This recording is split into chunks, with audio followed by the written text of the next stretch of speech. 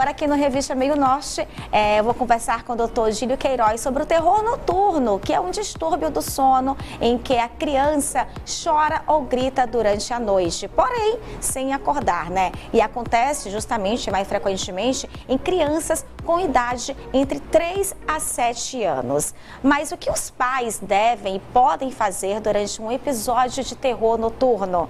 Sobre esse assunto, eu vou conversar agora com o médico pediatra especialista em sono dos bebês, é o doutor Gílio Queiroz. Doutor, muito bem-vindo aqui ao nosso programa, tá bom? Prazerzão estar te recebendo e te conhecer pessoalmente, tá? Você, papai e mamãe que nos assistem, se tiver uma criança em casa, principalmente essa idade da primeira infância, provavelmente já deve ser seguidor, já deve ter visto o doutor Gílio Queiroz na internet, né? Muito atuante, com mais de 800 mil seguidores. Estava falando para ele que eu sou fã do seu trabalho, já te acompanho desde o nascimento do meu bebê, né? No seu Instagram você dá muitas dicas que nos ajudam realmente no cotidiano, no dia a dia. E hoje a gente vai falar sobre esse tema que é o terror noturno, né, doutor? Bem-vindo, bom dia. Obrigado pelo convite, Soiane. E é um tema muito importante porque gera muitas dúvidas, muita aflição naquelas que estão passando, muitas dúvidas, pô, será se é isso mesmo, será se não é, o que eu posso fazer para melhorar? E realmente, como o próprio nome já diz, é o terror noturno, é bem aterrorizante para quem passa e é importante que saiba como melhorar, como pelo menos amenizar quando acontece. O terror noturno, doutor, é um pesadelo ou como é que a gente pode diferenciar isso? Não é um pesadelo, essa é a principal dúvida, não é um pesadelo, porque existem algumas diferenças bem marcantes. Primeiro, o que acontece quando a gente está tendo um pesadelo? A gente está dormindo, um sono mais assustado, dificilmente a gente grita, a criança grita, chora quando está no pesadelo, ela vai ficar choramingando, ela vai ficar mais visivelmente desconfortável e quando acorda, ela lembra, ela ainda está assustada. No terror noturno, é um quadro muito mais exuberante, muito mais marcante, de grito, choro mesmo, como o próprio nome diz, mas que não adianta muito a gente tentar acordar, ela não vai acordar assim. Muitas vezes quando a gente tenta acordar, faz é prolongar o quadro e quando acorda ela não lembra de nada. Às vezes ela se assusta porque os pais estão assustados, mas é um ponto característico do terror noturno, ela não lembra quando acorda. Olha que coisa, né? E acomete geralmente crianças realmente nessa faixa de idade, de 3 a 7 anos, é isso mesmo? Exato, principalmente depois dos 3 anos, tá?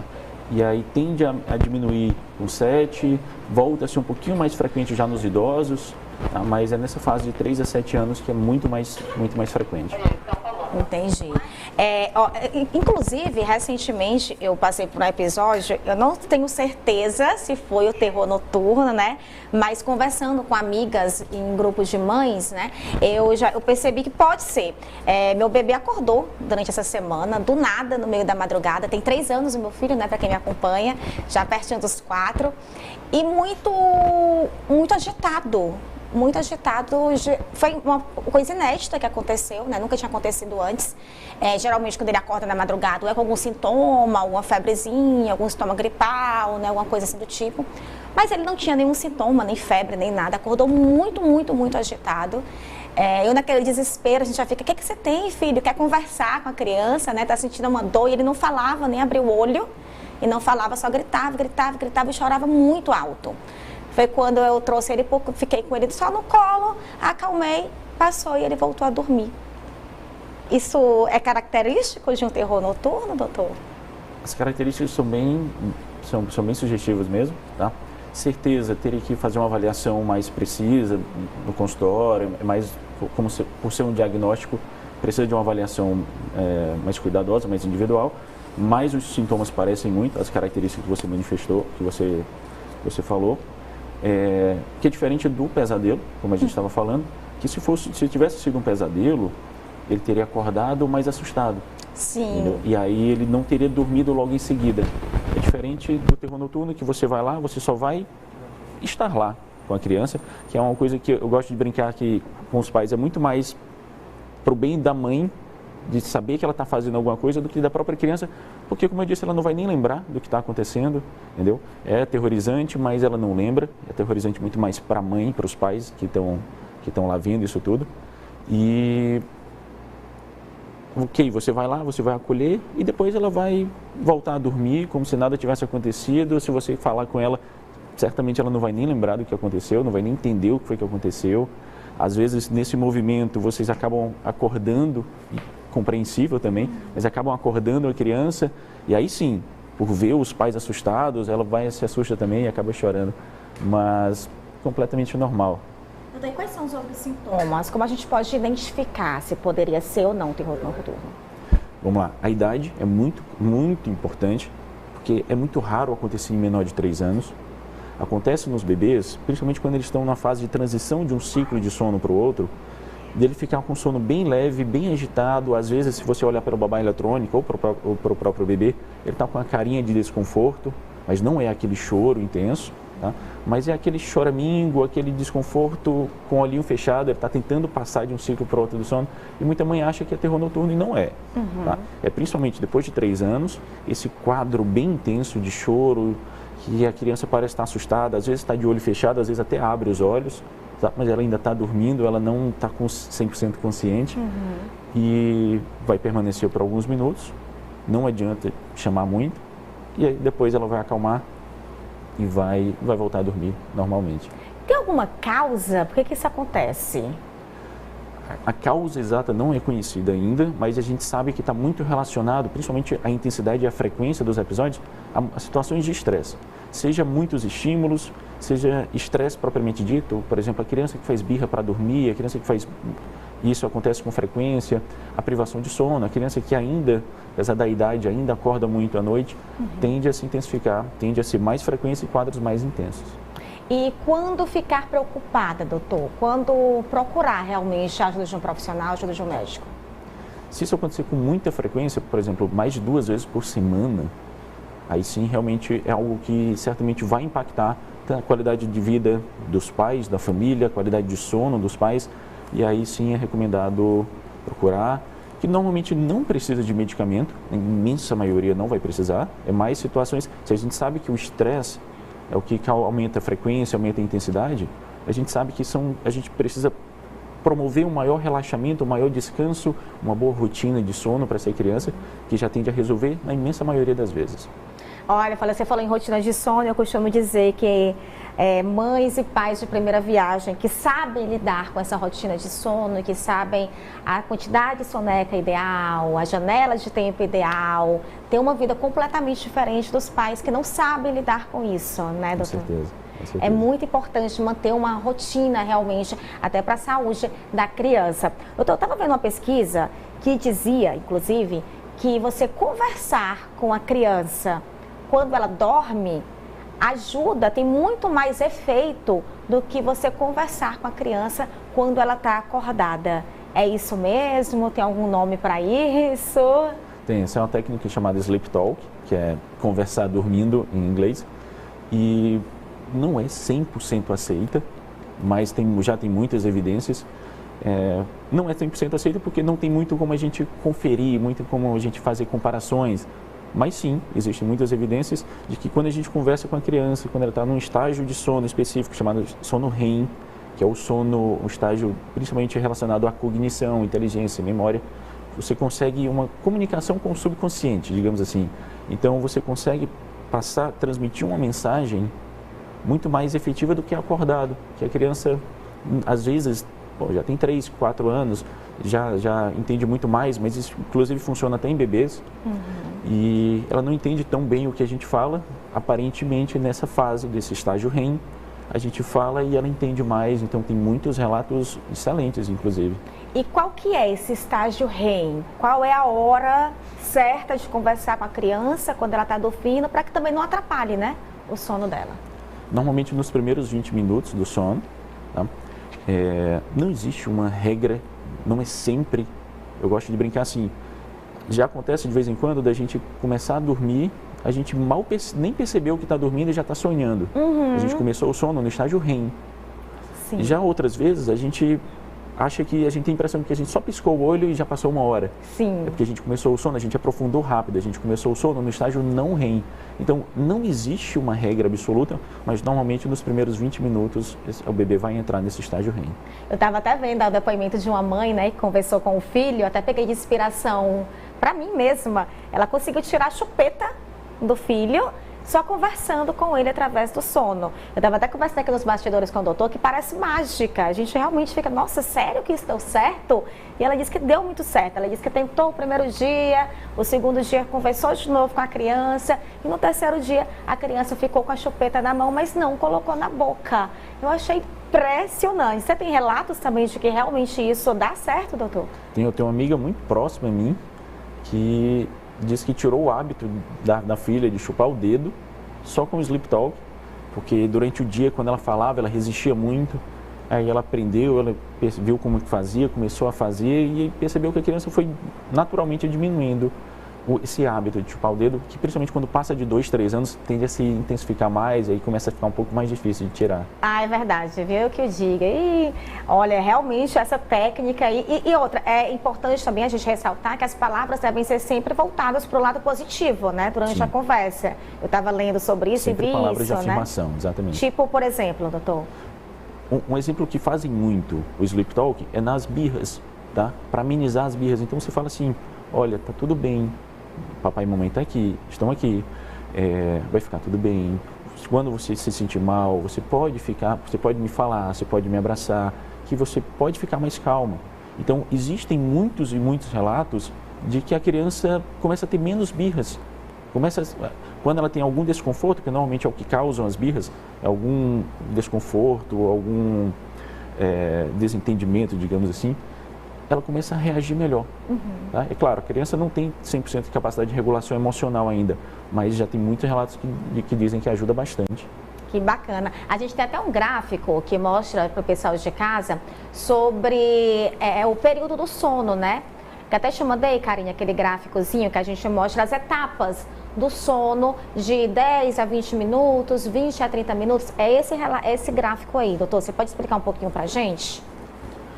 Exato. Então, assim, quando começa, normalmente o sono tá leve ainda, certo? E mais ou menos entre 15 e 20 minutinhos ele vai aprofundar. Esse sono mais leve, ele é fundamental para a parte mais cognitiva, digamos assim, linguagem, aprendizado, memória, tá? Depois ele vai aprofundar o sono. É nesse sono profundo que aí o bebê, ou o ser humano, vai descansar, vai recuperar as energias. É nesse sono profundo também que tem uma grande produção de hormônio do crescimento. Então, é verdade, aquela história de que a gente cresce mais quando está dormindo, é verdade. Tem também produção de fator do sistema imunológico. É durante essa fase do sono profundo, quando está mais profundo.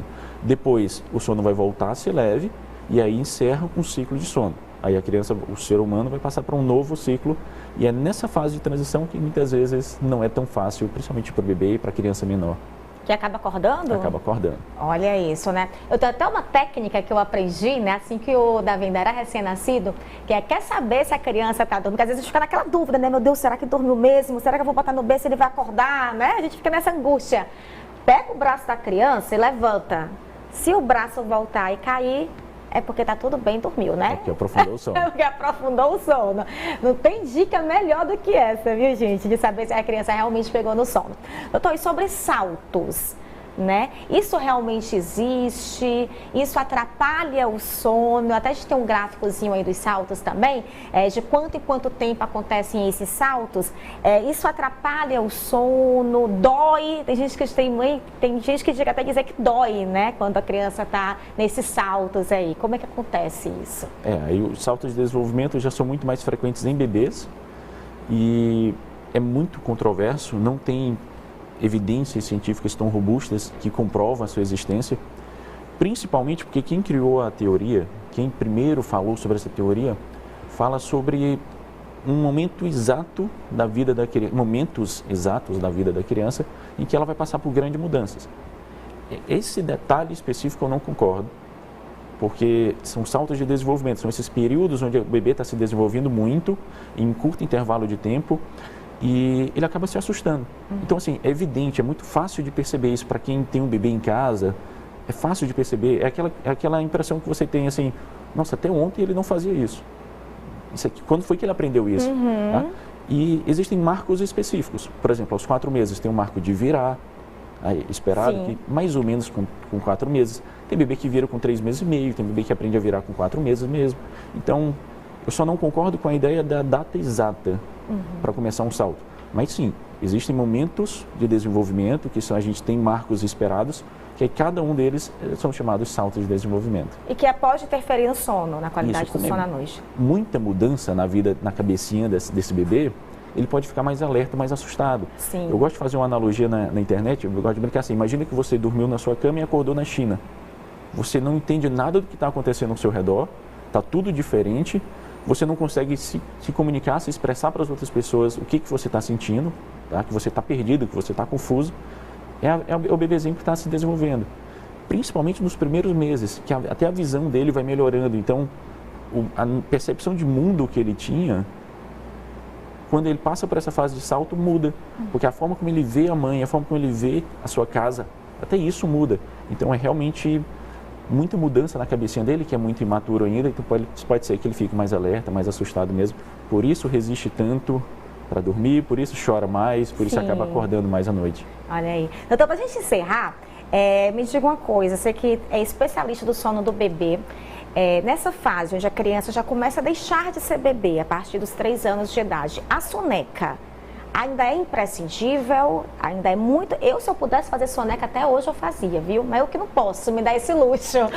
Mas para a criança nessa idade, para quem teve aquela rotina, começou com as 3 sonecas, foi indo para 2, depois ficou em 1, para depois dos 3 anos, quando a rotina começa a ficar mais intensa, a escola, atividade física, essa soneca ainda vale, ainda é bom ter essa soneca ou não? Pode abortar? Eu gosto de brincar que ela é imprescindível para os pais, porque uma sonequinha meio-dia, pertinho de meio-dia da criança, dá um descanso, dá uma paz, mas não fica tão... É aconselhável ainda que se mantenha até os 5 anos, se você conseguir, vai ter benefícios para a criança, porque normalmente essa criança, até os 4, 5 anos, ela ainda não consegue ficar o dia inteiro acordado e sem que ela fique cansada demais ao final do dia. Sim. Então, às vezes, é claro que a criança não quer dormir, brincar é muito mais divertido, mas ela acaba chegando nas 17, 17h30 já bem cansada. Sim.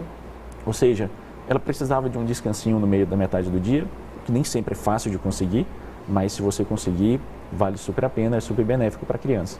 Olha que bacana. Doutor, quero muito te agradecer por estar aqui comigo hoje, tá? Quero até pedir para a Karine colocar o Instagram do doutor no ar, porque para você que está nos assistindo, ele tem uma relação muito próxima aí dos seus seguidores, está sempre respondendo todo mundo na internet, né, doutor?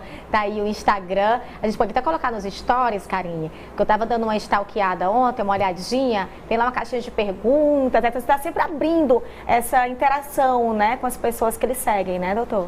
Sim, sempre que possível eu estou respondendo o máximo que eu consigo. Olha aí. Adorei a ideia do pão de queijo, viu? Adorei, cheio de brigadeiro ali na mesa, né? Era aniversário? Era o aniversário da minha sobrinha. Então estava cheio de docinho, a gente botou um pãozinho de queijo. Eu falei, olha, um docinho para a mamãe, um docinho para a Giovana, que é minha sobrinha, e um docinho para a neném. E aí eu dei o pão de queijo, eu não sei se ela achou que todos estavam comendo pão de queijo, porque depois eu descobri que ela sabia que era pão de queijo o tempo inteiro, mas ela não ficou pedindo. Sim. Então olha que bacana, objetivo.